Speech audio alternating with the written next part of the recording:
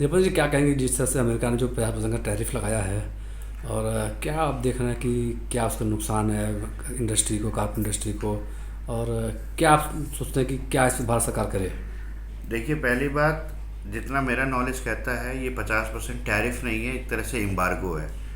एक तरह से एक कंट्री ने दूसरी कंट्री को सीधे सीधे बॉयकॉट किया है, और ये टू सुप्रीम लीडर्स की ईगो फाइट है, जिसका भुगतान हम लोग कर रहे हैं एज ए इंडस्ट्रियलिस्ट। हमारा एक हैंडमेड लेबर फोर्स इंडस्ट्री है, और टैरिफ 10%, 20%, 25% तभी भी समझ में आता है। 50% सीधे सीधे एम्बार्गो एक तरह से हमारे ऊपर लगाया गया है। और एक बायलैटरल टॉक्स बीच जो चल रही थी गवर्नमेंट के बीच में, शायद अभी वो भी नहीं हो पा रही है। डेफिनेटली इससे बहुत बड़ा इफेक्ट आएगा, क्योंकि हमारे बदोई इंडस्ट्री में और ख़ासकर कारपेट में हमारा कंजम्पशन, जो सबसे ज़्यादा अमेरिका को जाता है। अगर 100 कारपेट्स बन रहे हैं तो 70 कारपेट्स हमारे कारपेट एक्सपोर्ट्स यूएस को जाता है। यूएस की खुद की कंजम्पशन कारपेट की जो है वो 34% है from the around the world, जिसमें 34% वो इंडिया से लेती है। तो ये हमारे मार्केट को एक बहुत बड़ा डेंट है, चोट है। और लेबर फोर्स इंडस्ट्री होने की वजह से डेफिनेटली अभी हम लोग एकदम पॉज पे आ गए हैं। जितने भी हमारे एग्जिस्टिंग ऑर्डर्स थे जो हम लोगों ने 25 अगस्त के पहले जो भेज दिए, आगे के सारे ऑर्डर्स को बायर ने होल्ड कर दिया है, क्योंकि ये वो कोविड वाली सिचुएशन है जिसमें किसी के पास कोई जवाब नहीं है कि आगे करना क्या है। So it's a wait and watch situation. हाँ, डेफिनेटली इसमें अगर हम लोग आगे अपने ऑर्डर्स रोकते हैं तो जो हमारा वर्क फोर्स है जो डेली वेजेस पे काम करता है, उनको कुछ ना तो कुछ चाहिए ही चाहिए काम के लिए। अगर उनको हम काम नहीं देंगे तो वो माइग्रेट हो जाएंगे, और एक बार वो माइग्रेट हो गए तो वैसे ही हमारे पास हैंडमेड में लेबर्स की प्रॉब्लम चल रही हैं, वो प्रॉब्लम्स और बढ़ जाएंगी। और सबको मालूम है ये एक टेम्परेरी फेज़ है टैरिफ वॉर का। शायद बीच में कुछ समाधान निकलेगा दोनों कंट्रीज़ के बीच में, और जब चीज़ें नॉर्मल होंगी तब हमारे पास वर्क फोर्स नहीं रहेगा जो हमारा काम संभाल सके। फिर चीज़ें इन्फ्लेट होंगी, प्राइस बढ़ेंगी, और वो प्रॉब्लम क्रिएट करेगा पूरे इकोसिस्टम को। इसके लिए डेफिनेटली आपस में जो दोनों लीडर्स हैं, आपस में उन लोग को अपने डेलीगेशंस को भेज के आपस में कुछ समाधान निकालने की ज़रूरत है। सेकेंडली, जो हमारी इंडियन गवर्नमेंट है, जो फीओ है, जो हमारी कारपेट एक्सपोर्ट प्रमोशन काउंसिल है, और जो मिनिस्ट्री ऑफ टेक्सटाइल है, इनको आपस में बैठ के जो भी हैंड में रिलेटेड जॉब्स हैं जहाँ पे एक्सपोर्ट हमारा फोकस था, जो हाईली इम्पैक्ट हुआ है, उसमें कुछ इंटरिम बेनिफिट्स देने की ज़रूरत है। वो पैकेज चाहे आप फोकस लाइसेंस के हिसाब से दो कि हमारा जो एक्सपोर्ट अमेरिका को होगा उसमें हमको कुछ पैकेज मिले कम से कम 10 से 20% का, या तो फिर आप 6 महीने के लिए कुछ ऐसी सब्सिडी लॉन्च करिए गवर्नमेंट की तरफ से, ताकि हम अपने लेबर फोर्स को, हमारी इन्वेंट्री को, और हमारा जो कैपिटल इस समय लगा हुआ है जो अभी रास्ते में बीच में है, क्योंकि हमारा मटेरियल ख़रीद लिया है, आधे कारपेट्स लूम पे हैं, वहीं पे होल्ड हो गया है, उस चीज़ को हम लोग मैनेज कर पाएँ। और डेफिनेटली इसके बाद हम जो हमको इंटरेस्ट सब्वेशन मिलता है from the for the export from the banks, उसमें हमको कुछ रियायत चाहिए होगी ताकि हम उस चीज़ को मैनेज कर सकें। और एक मुद्दा शुरू से हमेशा उठ रहा है कि जब भी एक्सपोर्ट होता है, जो हमारी शिपिंग बिल्स होती है, जो ट्रांसपोर्ट बिल्स होते हैं, जो उस पर जीएसटी 18% और 28% ये लोग लगा रहे हैं, वो हमारे एक बहुत बड़ा चंक ऑफ मनी है जो ब्लॉक हो जाता है। तो अगर आप एक्सपोर्ट कर रहे हो, तो जैसे आज कल के दिन अभी गवर्नमेंट बात कर रही है कि जो भी मेरी क्लेम्स हैं उस पर जीएसटी हटा दिया जाए, ताकि मेरी क्लेम्स में जो राहगीर जो जिनकी ज़रूरत है उस पर जीएसटी न थोपा जाए। वैसे ही हमारे जो शिपिंग बिल्स पे, हमारे जो एयर फ्रेट्स, जो एयर शिपमेंट्स जा रहे हैं, उस पर जो शिपिंग बिल्स पे जो जीएसटी डाला जा रहा है, आप साल भर का देखोगे तो वो बहुत बड़ा अमाउंट हो जाता है जो हमारा ब्लॉक हो जाता है रिफ़ंड लेने में। तो उसको रियायत देना पड़ेगा उन लोग को। और डेफिनेटली एक तुरंत गवर्नमेंट को एक्शन में आने की ज़रूरत है। और एक्शन के साथ साथ एक चीज़ और देखना चाहिए कि एक आज हमारा वर्ल्ड इकोनॉमी शिफ्ट हो रहा है। हमने अभी रिसेंटली एफटीए किया है यूके गवर्नमेंट से, यूके से, ऑस्ट्रेलिया से एफटीए की बात चल रही है। तो हमारे लिए भी इम्पॉर्टेंट है कि हम लोग थोड़ा सा अपने आप को और फ्लेक्सिबल करते हुए और मार्केट्स की तरफ तराशें और उसको ध्यान दें। डेफिनेटली जो अमेरिका की कंजम्पशन है उसको तो कोई और कंट्री इतना ईजिली मीट आउट नहीं कर पाएगा, लेकिन इम्पॉर्टेंट है कि हम लोग को अपना बैलेंस करना पड़ेगा जैसे हमारे मोदी जी जो प्रधानमंत्री जी हैं, उन्होंने बोला है कि मेक इन इंडिया को भी फोकस किया जाए, और डेफिनेटली हमारा डोमेस्टिक मार्केट भी काफ़ी उतनी तेज़ी से ग्रो कर रहा है।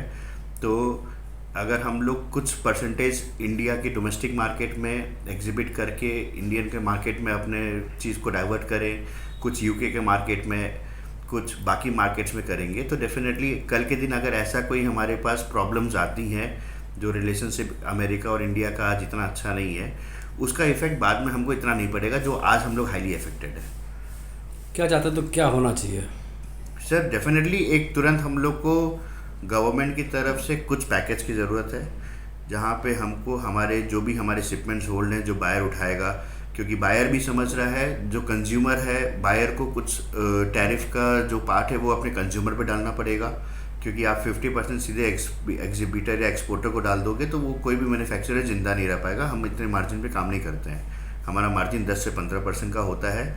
तो आप बहुत होगा कि इसको 3 पार्ट्स में डिवाइड कर दीजिए, 15% आप 10% आप एग्जीबिटर अपने मैन्युफैक्चरर से मांगिए, 15% बायर खुद बियर करे अपने प्रॉफिट में, और 15% 20% वो अपने आगे कंज्यूमर के ऊपर डाल दे।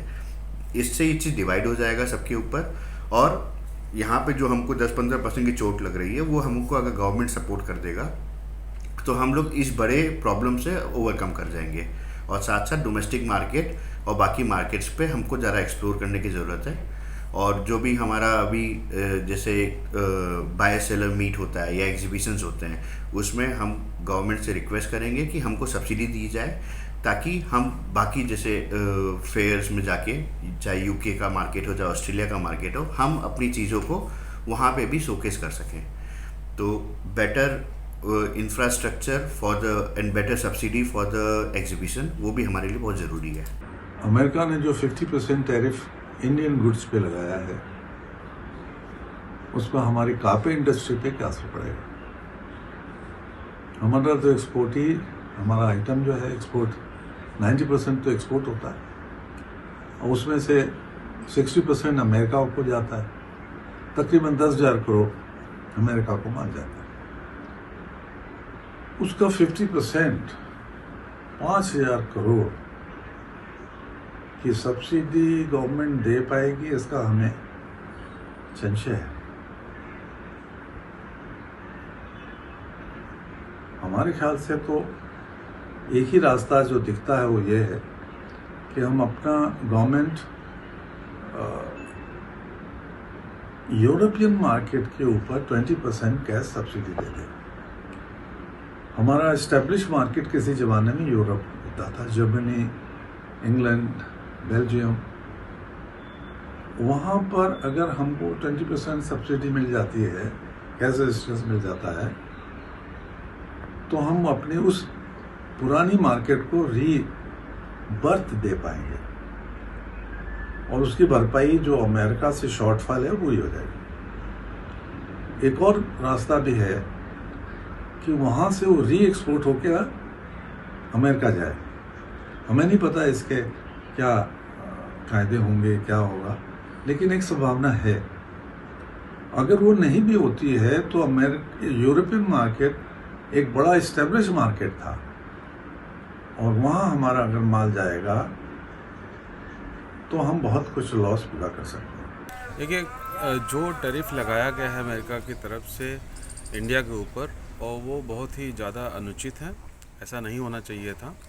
परंतु जिस हिसाब से इन्होंने पहले 25 लगाया फिर 50 कर दिया, ये एक बहुत ही ऐसा लग रहा है कि जैसे इन्होंने एक घातक प्रहार किया है हमारे इंडस्ट्री के ऊपर। खास करके कारपेट इंडस्ट्री की मैं बात करूंगा, क्योंकि यह एक लेबर इंटेंसिव इंडस्ट्री है। हमारे यहाँ जो हमारा टर्नओवर है पूरे इंडस्ट्री का लगभग 20,000 करोड़ है, और 16,000 करोड़ है, और उसमें लगभग 20 लाख लोग इन्वॉल्व हैं। और जहाँ तक देखा जाए, अमेरिका को अकेले हम 60% एक्सपोर्ट करते हैं। तो इस हिसाब से हमारा समझिए कि बहुत ही समझिए अमेरिका की जो मार्केट है वो हमारी रीढ़ की हड्डी थी, जो आज हमें टूटती हुई दिखाई दे रही है। हम लोगों ने अभी पीछे उम्मीद किया था 9 जुलाई को, जब ये 3 महीने बाद कोई फ़ैसला आने वाला था, तो हम लोगों ने सोचा था कुछ न कुछ रास्ता निकलेगा, परंतु वो नहीं निकला, बल्कि उसकी जगह 25% हो गया। फिर अभी आज से 50% ये लागू हो गया। ये यहाँ की जनता के लिए बहुत बड़ा एक समस्या है और जिससे आगे चल के इस क्षेत्र में बहुत बेरोजगारी फैलेगी। सीपीसी की तरफ से और क्या मांग हुई है भारत सरकार से, नरेंद्र मोदी से, क्योंकि सीपीसी भारत सरकार का ही एक उपक्रम है। देखिए, जो हमारा अमेरिका एक्सपोर्ट होता है माल, वो लगभग 9,000 करोड़ के वैल्यू का होता है और उस वैल्यू को अगर हम कन्वर्ट करते हैं या उसको उसमें देखते हैं कितने लोग इन्वॉल्व हैं, लगभग 13 लाख लोग उसमें इन्वॉल्व हैं। तो सीधा सीधा 13 लाख लोग जो भदोही के क्षेत्र से और बनारस के गांव के क्षेत्र में से, मिर्ज़ापुर के गांव के क्षेत्र में से और आगरा और जयपुर जैसे जगहों से हैं, रूरल एरिया से हैं, वो लोग बहुत ही ज़्यादा प्रभावित होंगे। सरकार के निगाह में यह 9,000 करोड़ बहुत ही छोटा फिगर है। अगर हम देखते हैं, अगर एक कंपनी उठा लीजिए, वोडाफोन जैसी कंपनी है, उसका 5,000 करोड़ टर्नओवर है, वो लगभग 15,000 लोगों को केवल जॉब देता है।